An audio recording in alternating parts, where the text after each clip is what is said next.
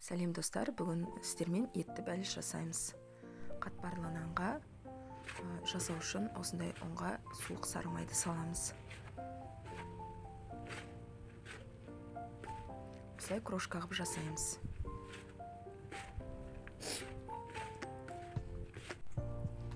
Содан кейін қаймақ, жұмыртқаның сарысын салып араластырамыз.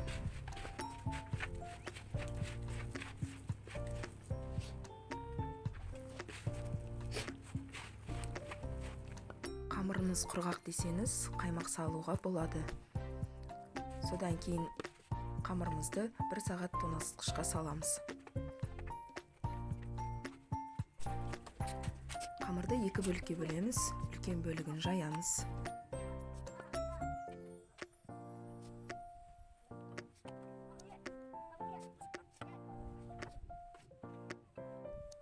Салмамызды саламыз.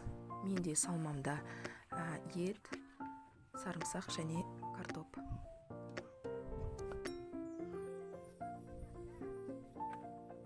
Қамырымыздың екінші бөлігін жаямыз.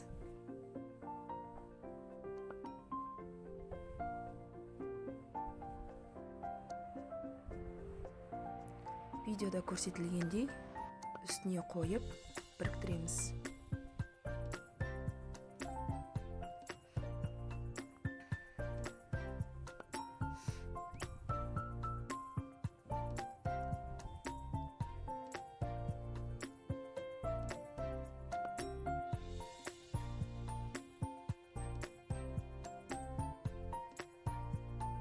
Артық жерін алып тастаймыз.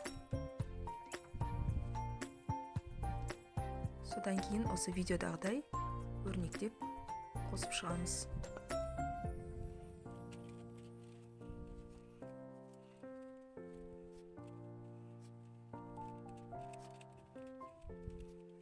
Етті бәлішіміз пеште көтеріліп кетпеу үшін ортасына тесеміз. Содан кейін жұмыртқа жағып шығамыз. Етті бәлішімізді 180 градуста 40-45 минут пісіреміз. Бәліш өте дәмді болады, жасап көріңіздер.